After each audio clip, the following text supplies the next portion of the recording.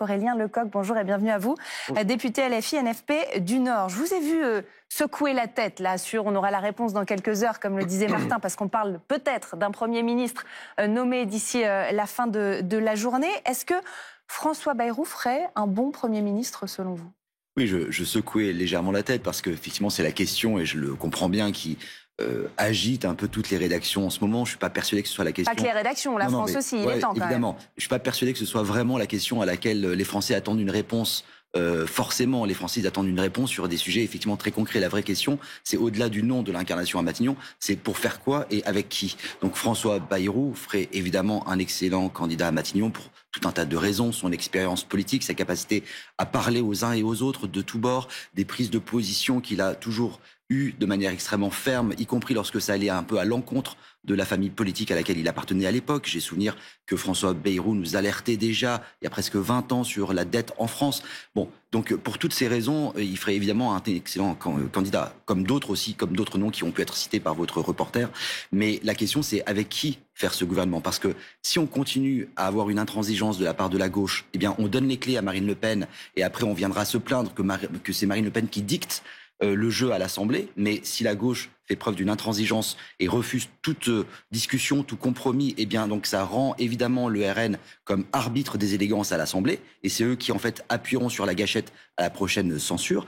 Et pour faire quoi ? En fait, on a 3 niveaux de discussion possibles. Vous avez soit un accord de gouvernement, c'est-à-dire une entrée de ministres d'un certain nombre de partis dans un gouvernement, soit un accord législatif, c'est-à-dire on s'entend sur le vote du budget, sur certains textes, soit un accord à minima qui est un accord de non-censure. C'est-à-dire on n'est pas d'accord, on est dans l'opposition, mais on laisse le gouvernement proposer. Ces 3 niveaux-là, c'est aussi ce qui a été mentionné par Emmanuel Macron, on le sait, ces derniers jours. Aurélien Lecoq, j'aimerais vous entendre sur ce qui vient d'être dit là, que je vais résumer avec mes mots, vous ne m'en voulez pas, mais en gros, la situation politique de la France, là, elle est dans les mains de la gauche. Soit vous êtes responsable et vous discutez avec Emmanuel Macron et le socle commun, soit non, et ce sera de votre faute. En l'occurrence, LFI n'est pas à la table des discussions. Non, mais il y a un moment où je pense que tout le monde commence à en avoir assez de cette espèce de grande télé-réalité qui recommence incessamment sous Emmanuel Macron pour savoir quel est le bon nom, qui a la bonne couleur de costume, etc. Je crois que les Françaises et les Français en ont assez de ce cirque politico-médiatique quelque part. La réalité, c'est qu'Emmanuel Macron a perdu les élections législatives et que, d'une manière un peu despotique ou monarchique, il essaye de faire tout pour conserver un maximum de pouvoir. Alors, il fait traîner, alors il fait croire qu'il y a des discussions, et certains rentrent dans le jeu d'Emmanuel Macron. La réalité, c'est que les Françaises et les Français veulent que les macronistes quittent le pouvoir, s'en aillent, arrêtent. Et donc, on peut nous donner tous les noms possibles. La réalité, c'est que si c'est pour continuer la même politique, les Françaises et les Français n'en veulent pas, et je l'espère, une majorité de parlementaires non plus. Pourquoi ? Parce qu'Emmanuel Macron, justement, il a convoqué une élection, c'était les législatives. Ces élections, il les a perdues, juste après avoir perdu les élections européennes. Donc, ce ne sera, s'il y a un gouvernement d'affiliation macroniste, quelle qu'elle soit, ou de droite, oui, il y aura censure. C'est pour ça que il y aura censure du côté de la France insoumise, sûrement parce que vous le dites, mais pardonnez-moi, le Parti socialiste, les écologistes, pour l'instant, sont à la table des discussions, des négociations. Qu'est-ce qui vous fait dire qu'il y aura censure absolument ? Eh bien, si M. Bruno Retailleau, par exemple, est ministre, si on continue à couper dans les services publics, si on continue à s'en prendre à l'école, si on continue à s'en prendre aux hôpitaux dans lesquels il y a déjà des gens qui meurent dans les couloirs des urgences, eh bien, je crois que la censure, elle sera largement partagée. Maintenant, vous avez raison, il y a une partie, notamment les socialistes, on ne comprend plus rien à ce qu'ils racontent, mais il faut le rappeler à tout le monde, on a été élus sur un programme. On est là pour défendre un programme. Et celui qui bloque la situation depuis juillet, c'est bien le président de la République. Donc si on veut une solution tout à fait rationnelle, tranquille à la crise politique que nous connaissons, eh bien, il faut que Macron s'en aille, qu'il démissionne ou qu'il soit destitué. Martin Garagnon. Systématiquement, la France insoumise, finalement, est dans son couloir. C'est-à-dire que vous nous refaites le match des perdants magnifiques. Mais à ce niveau-là, vous êtes... c'est vous les perdants. Au même titre que lorsque vous votez la censure, vous êtes main dans la main avec Marine Le Pen. Vous êtes les deux faces d'une même médaille. C'est-à-dire que vous appelez à la démission du président, alors que ce n'est absolument pas le sujet. Le point de blocage, il n'est pas à l'Élysée, il est à l'Assemblée. Il est à l'Assemblée qui n'arrive pas à dégager une majorité. Donc vous pouvez nous refaire le match. Et d'ailleurs, vous pouvez continuer à brutaliser vos partenaires du Nouveau Front Populaire, en gros, en décryptant ce que vous venez de dire. C'est-à-dire, oui, les socialistes, les communistes, communistes et les écologistes sont un peu dupes, ils se font avoir par le jeu d'Emmanuel Macron. Donc il n'y a que vous qui avez la lumière à tous les étages visiblement. Je pense que vos partenaires apprécieront vos propos, mais qui sont assez classiques, puisque dès que le nous avons le mérite de la cohérence. PS bouge, c'est des attaques pas classiques. En permanence. Vous êtes des sociotraites, vous trahissez la parole du peuple, etc. C'est la rengaine qu'on connaît par cœur. On sait très bien quelle est votre position. Votre position, à l'instar de Marine Le Pen, elle est de brutaliser, de polariser. Vous, ce que vous voulez, c'est une élection présidentielle immédiate. Vous êtes très très loin des considérations des Français, du quotidien des Français. Et c'est bien d'ailleurs ce que vous reprochez à vos partenaires socialistes. Parce que eux, au moins, ils jouent le jeu des partis de la République. C'est-à-dire qu'ils sont prêts à mouiller le maillot pour trouver des solutions, pour aller gratter des victoires sur leur programme. Vous, c'est tout ou rien. Et malheureusement, les Français n'ont pas donné leur confiance à votre programme. Messieurs, ce que j'entends ici quand même, c'est que les socialistes semblent être la clé pour l'un et pour l'autre.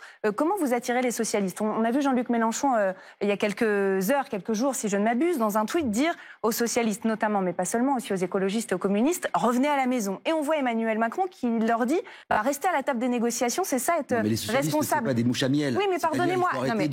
Pardonnez-moi, il y a quand même des appels du pied des deux côtés. Comment vous dites, on peut attirer les socialistes et faire en sorte qu'ils prennent notre parti dans le sens qu'il y a un accord de non-censure. Mais il n'y a pas de symétrie, si vous voulez bien, entre les appels du pied, comme vous dites, de Emmanuel Macron et de la France insoumise. La France insoumise, finalement, les contraint à rester prisonniers avec une espèce de syndrome de Stockholm de ce programme-là. Le président de la République, lui, est dans son rôle institutionnel, c'est-à-dire qu'il propose un accord qui rassemble le plus large et qui permet d'avoir une majorité à l'Assemblée pour faire passer notamment un budget que vous avez censuré et qui a des conséquences très directes sur le quotidien de millions de Français qui demain pourront plus payer leurs courses avec les Mais c'est une réalité.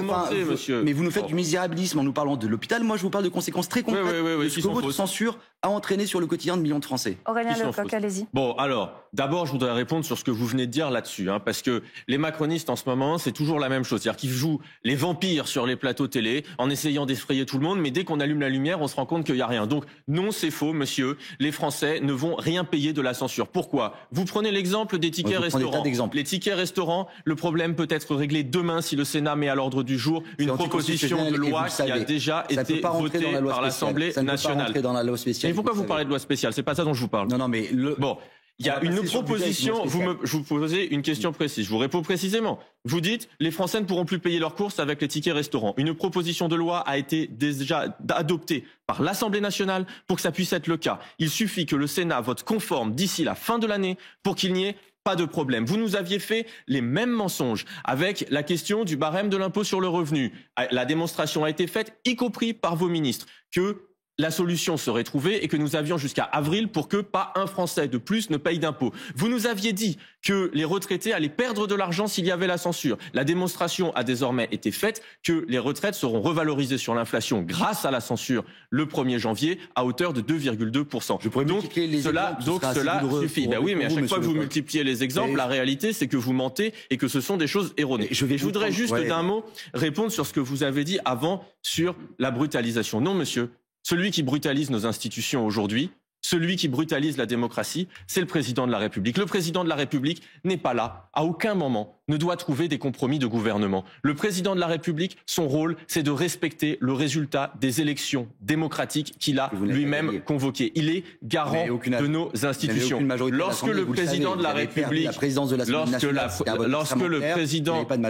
lorsque le président de la République a convoquer des élections, il doit nommer celui qui est arrivé en tête et c'est ensuite au Premier ministre de trouver des majorités sur des textes. Vous renversez tout, pourquoi ? Parce que vous refusez, monsieur, vous refusez, ben oui, mais c'est la vérité. Moi je n'y peux rien, monsieur, si vous n'arrivez pas à accepter que les Français ne veulent plus de vous parce que vous les avez fait souffrir pendant 7 ans. Monsieur, il faut s'en aller. Nous avons gagné les élections devant vous. Nous les avons gagnées, vous avez perdu. En aucun cas, le président n'est responsable devant l'Assemblée. Je sais bien que ça arrangerait votre patron de pouvoir avoir une présidentielle anticipée parce qu'il sent bien qu'il perd un peu la main. C'est pas que ça nous arrangerait, monsieur. Sur la gauche et parce que c'est au peuple de trancher. Mais malheureusement, c'est pas ce qui se passera. Donc vous allez devoir vivre avec les institutions et la démocratie. Pour une fois, ça vous change. Merci beaucoup. C'est pas ce que vous faites. Merci, messieurs. Le débat va continuer peut-être en coulisses si vous le voulez. Mais en tout cas, là, pour l'heure, c'est terminé sur le plateau. Merci en tout cas d'avoir été avec nous pour ce duel politique. Merci à tous les deux.